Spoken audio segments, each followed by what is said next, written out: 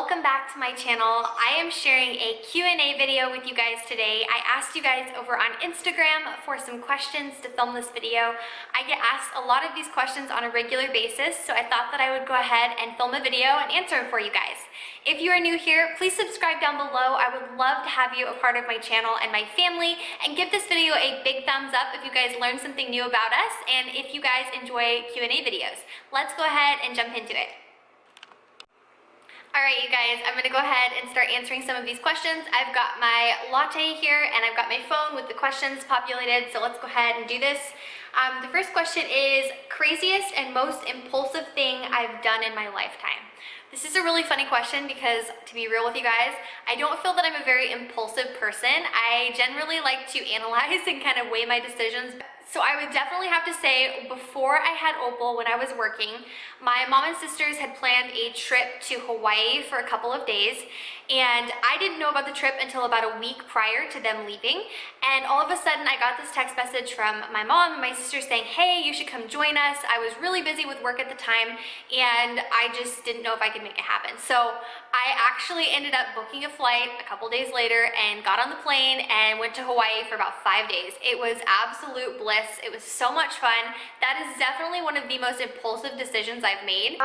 The craziest thing that I've ever done in my lifetime, I don't know if I would consider this crazy, but it's definitely something I'm really proud of, and it's something that I do feel like is kind of outside the box. So you guys probably don't know this. I don't even know if I've shared it on here, but I used to write for an online magazine, and there was a group of incredible women who all contributed posts to this online website magazine.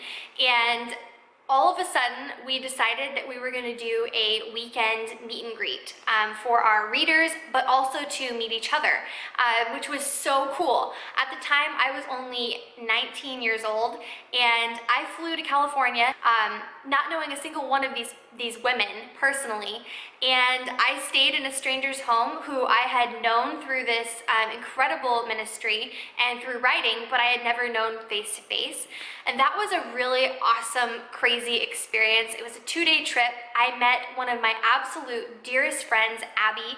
That was probably one of the craziest things I've ever done, mostly because, I mean, I didn't know anyone personally. I stayed in a strange home, which was absolutely beautiful and so welcoming. And also, it was just a very interesting time of life for me. I was newly married. I was super young. And I felt like God led me to do that and to be bold, and it's something that I felt like I was a little crazy for. When I told my family that I was doing that, they kind of thought I was crazy because it's not normal to just go meet a group of people outside of your state, to fly there and like stay with someone, you know? So that was really crazy. I felt called to do it. I felt drawn to do it, and I'm so glad that I did. Another crazy thing that I actually did was, I remember, this is kind of funny actually, I don't know why I feel like I should share this, but when I was probably 16, I remember my family, and then we were with another family at the time, and we were sitting around a campfire and we were just visiting, and someone asked me to sing a worship song just on the spot and in front of all of my family and this other family that was there, and I just did it. I felt like God prompted me to do it, and it was crazy, and I just sang a worship song, and it was because it was impressed on my heart. I felt like a crazy person for doing it. I kind of felt crazy afterwards, but that's another crazy thing I did.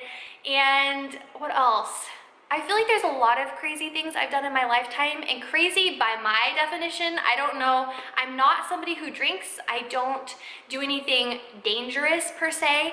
I do crazy things that make people probably a little bit uncomfortable and honestly push you outside of your comfort zone. I'm not somebody who believes in making poor decisions to have fun. So crazy by my definition is really kind of just doing things outside of the box. Yeah. How old am I? So a lot of you guys probably don't know this. I am 22. I turn 23 in June of next year. So yes, I am young. I was married at 18. I love my husband, I love my baby, and I love being married young. I love being a young mom, and I love being a young entrepreneur. It's age isn't something that's ever fazed me. I'm the oldest of 5 younger siblings, so I feel like naturally my inner self is very mama mode, very take control and be in charge.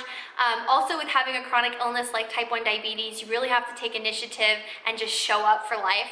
So I don't really feel like age has ever been something that I've thought deeply about. It's something that I feel it doesn't define me. It's something that just is. My favorite YouTube videos to make. So I would say for sure my favorite YouTube videos to make are sit-down videos. I love topical videos. I am an extremely passionate person. If you guys have not followed me on Instagram, you definitely should. I will have my Instagram linked down below. I'm a very passionate sharer of things, especially things that I feel are on my heart or that I live with or that I've dealt with or things that I've gone through. So for sure, sit-down videos are my favorite to film. My other favorite videos are probably vlogs. Wyatt and Opal are my love. They really, truly are. And sharing life on YouTube with my family is always something that I have thought about doing and finally decided to do it come June of this year. And it's something I'm so grateful that I'm continuing to do because it's completely changing in the most positive ways how I view our life and how I view my circumstances, and being able to share that is so cool. And another thing that I love about vlogs is that it's something that I can cherish forever. I have a lot of videos that I haven't posted onto YouTube over the last year that I just love and that I just cherish. The cool thing about YouTube is they're a little bit more directional, and the vlogs that we share are going to be videos that we look back on a couple years from now. So the next question is how my husband and I met.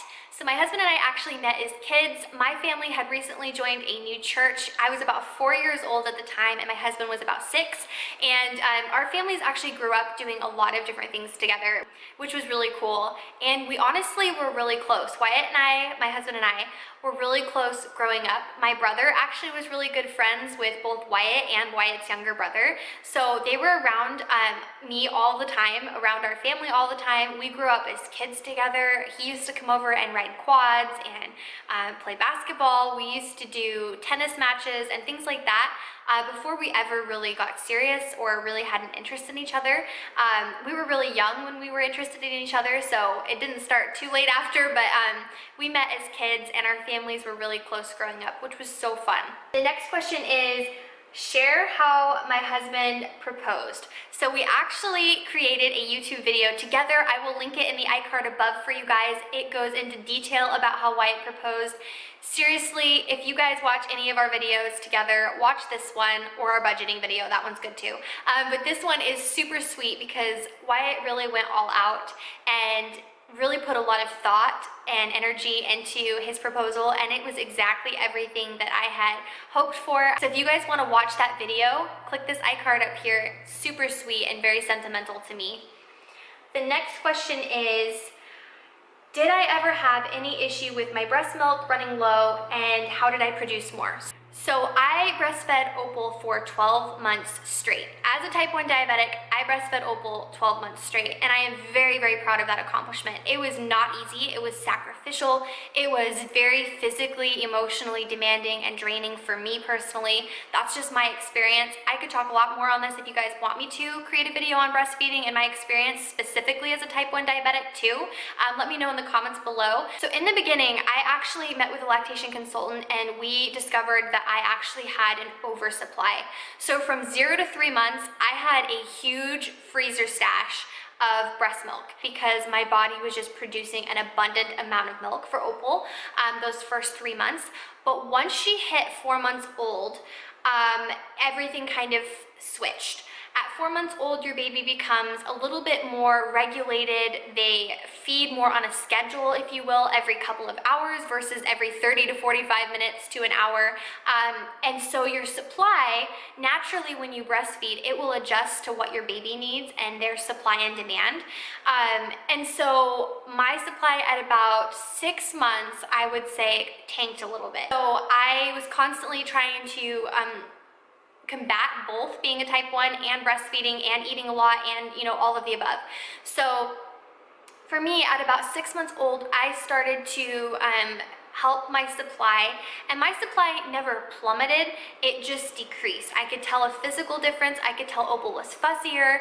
A couple of other signs is just that your baby is just really fussy, they're discontent, they're constantly gnawing at their fingers, or they get mad while breastfeeding. Sometimes they'll detach themselves because they are frustrated and can't get enough out.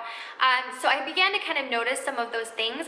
The first thing that I did to help was I met with the lactation consultant again. At 6 months old, I met with the lactation consultant, and it was extremely helpful. She was able to tell me how much milk I was giving Opal, how much she was eating, and then weigh her afterwards to make sure that it was accurate. The other thing that really helped me was the mother's milk tea. I will have it linked down below for you. That helped me dramatically. I noticed that when I drink about 3 cups a day, I would drink like 1 in the morning, 1 in the afternoon, and 1 in the evening before bed. I would wake up the next day and my supply would be much better. So I'd highly recommend looking into some of those natural lactation teas. I will link my favorite one down below for you. Another thing that I always tell mamas when I talk to them about breastfeeding is make sure you are eating a ton of oatmeal. Oatmeal is full of fiber, but it's also super calorie dense and carb dense. So it's a really good, healthy option, and it helps increase milk supply. If you Google it, that'll be on the top of the list as to things that you can eat that help. Drink a ton of water. Drink your weight in water is what they say. And it is so true. Anytime I felt dehydrated, my milk would dry up, I would have issues with my supply. So I always had a water bottle or my hospital cup on hand at all times. On the counter, I don't care where it was always setting out so that I had easy access to it. It's about making those intentional, easy decisions that help you remember to do things. So if you don't have a good water bottle and you need one, I will link my favorite one down below for you, but highly recommend getting a good water bottle that you can fill. Like a 32-ounce water bottle would be awesome. That way you can fill a lot of water and you can drink a couple of those throughout the day. Another question that I got is, what blood sugar would I consider high enough to correct for? So being a type 1 diabetic, I'm just going to cover the basics really quick for you. For those of you who are not type 1s, normal blood sugar range is between 70 and 120. So that is normal tight range blood sugars for an average person. For a type 1 diabetic, what's considered primarily healthy is 70 to 140. Once your blood sugars hit 140, it is toxic to your body. It will deplete you of minerals, vitamins, and it'll become toxic in your bloodstream. So I would say anything above 150 for me is when I begin to treat my blood sugars. When I was pregnant with my daughter, I would treat blood sugars at 120. Now, I'm not a medical professional, so I'm not going to advise you to do one thing or another. I'm going to ask you to seek out help from your physician. But what I will say to that is, when I start to feel yucky, I will treat my blood sugars. So some days that's 138, some days that's 150, some days it's 120. It depends on how my body physically feels. If it is above the normal range of blood sugars, I know that I can technically treat it. I know that it's safe for me to treat my blood sugar. If your blood sugar is below 120, I would not advise treating it for a lot of different reasons. You do not want to have hypoglycemic episodes if possible. So I would say for me, typically I would treat a high blood sugar at around 150. That's personally what I feel comfortable with when I'm not pregnant. When I'm pregnant and I'm trying to be uber controlling of my numbers, I did treat my blood sugars when I was at 120. Which is crazy for me to think about now that I'm not pregnant. Be careful experimenting. Make sure that you are really tracking everything so that you can make really good informed decisions. Anything that is toxic to the body should be corrected. Another question that I've been getting a lot is, did I do anything special to help with fertility in terms of type 1, or did it come easily for you? I really don't like the word easily because it's something that I feel like could be offensive to a lot of people. Here's the deal though, being a type 1 diabetic, you are automatically put into this high risk category, and that's for a lot of different reasons. A lot of type 1 diabetics have side effects that prevent them from conceiving, which just completely destroys and hurts my heart. And it's so sad that infertility is a big part of this disease. It really is. So with Opal, I actually didn't do anything special. I didn't take anything. I actually didn't even consult my OB. I didn't actually even have an OB at the time. I just discussed it briefly with my endocrinologist and made sure that my A1C was well within range of being able to conceive. The other thing that I did do was make sure that my thyroid levels were in balance. It's super important to make sure that your hormones are balanced so that when you conceive, there is less risk of miscarriage. In type 1 pregnancies, there is a higher percentage of miscarriages and birth defects if you are not treating your blood sugars the way that they need to be treated and are not in a healthy range. So the things that I did was made sure that I was testing very frequently. I made a whole video on pregnancy in my first trimester with T1. I will link it in this iCard for you. We conceived the first month we tried for Opal, and I feel so blessed to be able to say that because I know so many people struggle with fertility, and especially with this disease and infertility. It's super important to make sure that you are not comparing your journey to someone else's, even if you have the same health, the same chronic illness. Comparison is the thief of joy, and that is especially true when you are doing big life things like trying to start a family. But yes, it came easily for us. We prayed for this baby. We had talked about having a baby. We had really sought out the best endocrinologist in our area for pregnancy. I did a lot of praying before I got pregnant. We left this in God's timing, and truthfully, I feel like God answers everything that is in His will and His timing for our lives. All right, the next question is actually about sleep training. And you guys, I've gotten a couple of questions about this actually. So I'm going to share our personal experience and take on sleep training with you guys. When Opal was 4 months old, we moved her to her crib in her room. She slept in the dock cot and she loved it up to about 6 months old. When Opal would wake up at midnight, that was the first time that she would usually wake up, I would go in and I would feed her, and then I would put her back to bed and she would sleep for about 3 more hours. She would get up at about 3 a.m. and she would just fuss. She didn't want to eat. And I knew that because I would offer to feed her and she would refuse to eat. She was just really tired and didn't know how to put herself back to sleep. So what I began doing at 6 months old, because I knew she wasn't hungry, I would go in and I would rub her back and I would shush her and I would tell her night-night. And it took a good week of me doing this, and she finally got the hang of, oh, okay, I'm going back to sleep. And if she would wake up 10 minutes later, I would go in and I would do it again. And then I would extend the time. I'd go in every 15 minutes, every 20 minutes, every 30 minutes, and I would do the same thing. Sometimes I would pick her up because she would need to burp. It's really important to kind of listen to your baby's cries so that you can identify if they need to burp, or maybe they have gas or whatever could be bothering them inside. Make sure that you're listening for those cues because they will have a different cry or they will behave differently. So if she wouldn't go back immediately, I would usually pick her up and try to burp her or help her get some gas bubbles out, and then I would put her back down. The idea behind our personal take on sleep training is that we wanted her to self-soothe, but we also wanted her to know that we're there and we would never leave her. So we would go in, like I said, in time increments and also listen to her cry, and we would comfort her, and then we would walk out, and then we would do it again until she'd put herself back to sleep with our assistance. That's our personal take on our sleep training journey. Opal slept through the night from 9 months on, which was incredible. There would be a random night where she would go through a growth spurt, or she didn't feel well, and we would, obviously be up with her a lot more, but she really did sleep through the night at about 9 months old really consistently after having done this.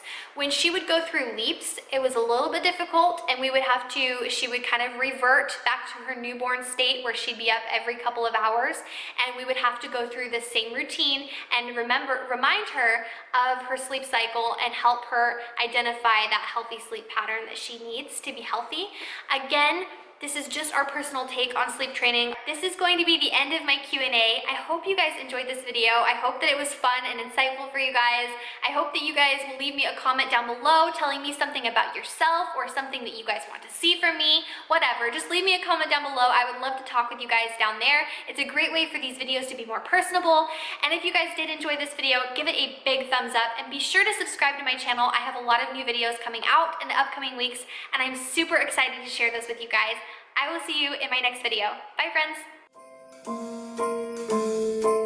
Well, I'm all for Christmas.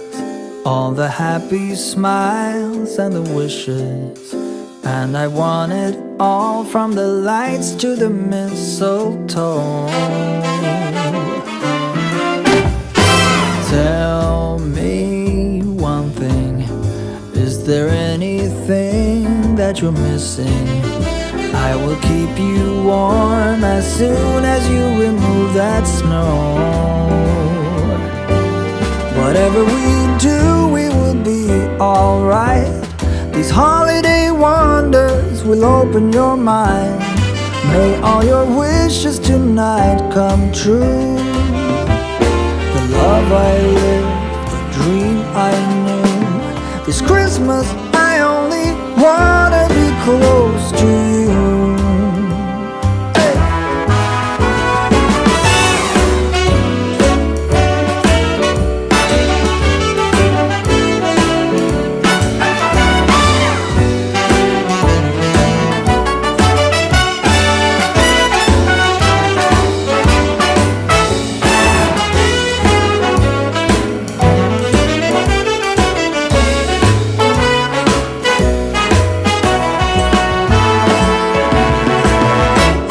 Whatever we do, we will be alright. These holiday wonders will open your mind. May all your wishes tonight come true. The love I lived, the dream I knew. Well, I'm all for Christmas. It's a magical time full of kisses. Take a walk outside and tickle the snowman's nose. Moving nimbly, did you hear something from the chimney? I will keep you warm as soon as you remove that snow. Oh, whatever we do, we will be alright. These holiday wonders will open your mind. May all your wishes tonight come true. The love I lived, the dream I knew. This Christmas I only